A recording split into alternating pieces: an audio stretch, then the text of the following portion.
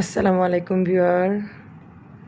আমি কিন্তু আজ সকাল সকাল বের হয়ে পড়েছি আমার একটা শখের জিনিস তৈরি করার খোঁজে। তো আমার সঙ্গে থাকো, দেখো আমি কোথায় যাই, কি করি আর কি বা কিনছি। তো আমি অনেক দিন হয়েছে একটা জিনিস তৈরি করতে দিয়েছি। তো মিস্ত্রি আমাকে যেটা দিচ্ছে ওইটা আমার পছন্দ হয়নি। আমার সাথে তার কথা ছিল কোনো জয়েন্ট হবে না, কিন্তু সে পরক্ষণে আমাকে জয়েন্ট দিচ্ছে। তো আমার জিনিসটা ভালো লাগেনি দেখে আমি নিজেই কিন্তু আজ কাঠ কিনতে বের হয়েছি যে আমি একদম বড় দেখে জয়েন্ট সারা কাঠ কিনে তাকে দেব, তাও সে যেন আমার মনের মতো করে একটি জিনিস তৈরি করে দেয়। তো কী জিনিস তৈরি করছি, কেমন হবে সেটা, কোথায় থেকে তৈরি করছি, কত প্রাইস পড়বে, বিস্তারিত সব কিছু জানতে আমার সাথে থাকো। এটা কিন্তু খুলনাতে। তো আমি খুলনায় থাকি। এটা হচ্ছে খালিশপুর। আমি একটা শিরীষ কাঠের খাট দিয়েছি। তো এটার মূল্য হচ্ছে 38,000 টাকা। উনি আমার সাথে কথা ছিল যে কোনো রকমের জয়েন্ট হবে না, একক কাঠ দিয়ে মাথার টপ, পায়ের প্লেট সব কিছু করে দেবে। তো উনি জয়েন্ট ছাড়া কাঠ পাচ্ছিল না, তাই 2 টুকরো কাঠ কিনে জয়েন্ট দিয়ে দিতে যাচ্ছিল। তো আমি ওনাকে বলেছি যে না, আমি এভাবে নেব না, আমি কাঠ কিনে দিচ্ছি। তো আমি কিন্তু পাশেই কাঠের দোকান আছে আর কি, সমিল।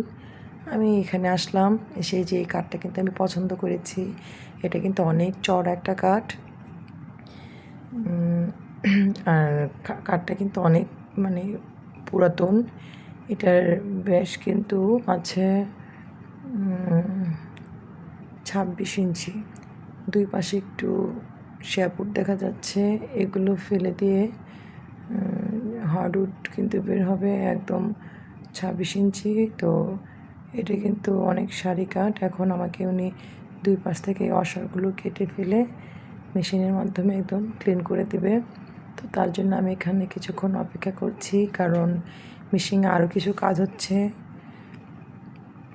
তো এর মধ্যে আমি ওনাদের সাথে আরও ডিটেল কিছু শুনছিলাম যে এখানে মেহগনি কাঠ বড় কিছু পাওয়া যায় কি না, কারণ আমি আরও একটা জিনিস অর্ডার করেছিলাম তার কাছে, সেখানেও বড় কাঠ পাইনি।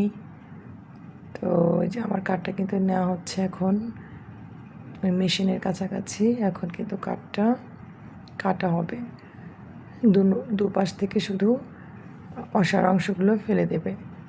তো ভিউয়ার দেখো মিলে কীভাবে কাঠের অসার অংশগুলো ফেলে দেয়।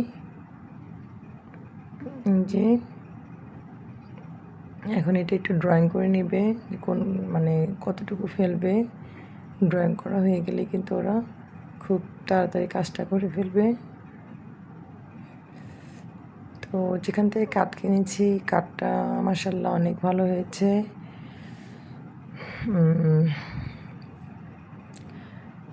বুঝতে পারছো, মনের মতো একটা জিনিস বানাবো, যদি মনের মতো না হয়। তো এদিকে কিন্তু খুলনার এদিকে কিন্তু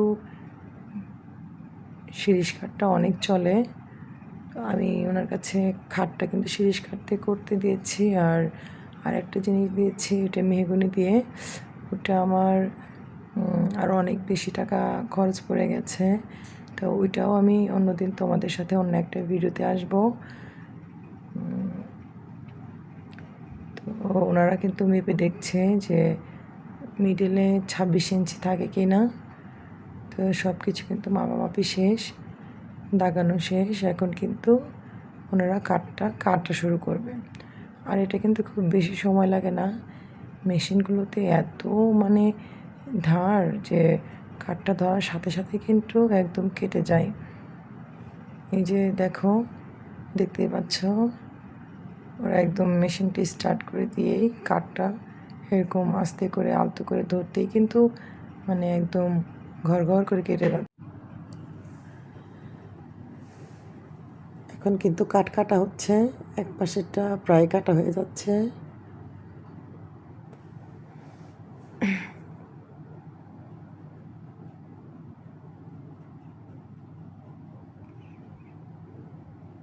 এখন আর এক পাশেরটা কাটবে।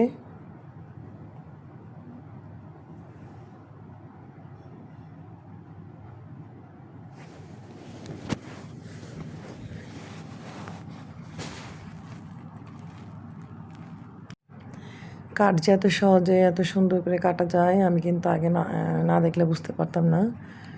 তো যাই হোক, আমার একটা এক্সপিরিয়েন্স হয়ে গেল যে কীভাবে কাঠ কাটে। কারণ নিজের কাজ নিজে করার মধ্যে অন্য রকমের একটা তৃপ্তি কাজ করে।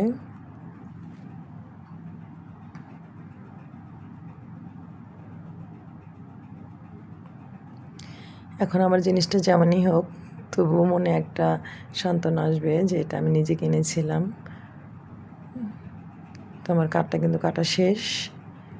এখন কাঠটা ওরা এখান থেকে বের করে দিচ্ছে। আর আমি কিন্তু কাঠের টাকা একটু আগেই দিয়ে দিয়েছি ওনাকে। যে কাঠটা নিয়ে আসতেছে, কাঠটা কিন্তু ভিজা আছে, তাই প্রচুর ভারী। তিনজনে ধরে কাঠটা নিয়ে আসতেছে। তো আমি ওনাদের জিজ্ঞেস করতেছিলাম যে ভাইয়া কাঠ অনেক কাঁচা তাই না? তো বলছে জি ভাবি, কাঠ অনেক কাঁচা। তো খুবই ভালো একটা কাঠ কিনেছেন, কোনো রকমের ফাটা নাই। তারপরে ভিতরে কাঠের ভিতরে মাইজ থাকে, মাইজ নাই। অনেক প্রায় 150 বছরের উপরে হবে এই গাছটার বয়স, এই জন্য এতটা চওড়া। এখন কিন্তু কাঠটা একটু নিচে রেখে আমাকে একটা ভ্যানের উপরে এই কাঠটা উঠিয়ে দেওয়া হবে। তারপর আমি নিয়ে যাব সেই দোকানে যেখানে আমি খাটটা তৈরি করতে দিয়েছি। আসলে ওই দোকানিটা কিন্তু এই যে আমার কাঠটা চলে এসেছে, এখন এই কাঠটা এখানে নামানো হবে। তো এই যে এনার কাছে কিন্তু আমি তৈরি করতে দিয়েছি। তিনি কিন্তু ভালো মাল বানায়, খুব সুন্দর ডিজাইন, তারপর হাতের কাজ সব কিছু খুব সুন্দর হয়। কিন্তু এই কাঠটা জয়েন্ট হওয়ার কারণে আমার আর কি পছন্দ হয়নি। তো আমি এই জন্য কাঠটা নিজেই আবার কিনে দিয়েছি ওনাকে, যে আপনি জয়েন্ট ছাড়া আমি কিনে দিচ্ছি, আপনি এতে তৈরি করেন। তো এটা আমার অবশ্য একটু দাম বেশি পড়ে গেছে। এর মধ্যে ওনাকে আমি কাঠের যে দাম দিয়েছি এছাড়াও আমার আরও অতিরিক্ত বেশ কিছু টাকা লেগেছে। খাটটা তৈরি হবার পরে কেমন হলো অন্য কোনো ভিডিওতে দেখা হবে। আল্লাহ হাফেজ, বাই বাই।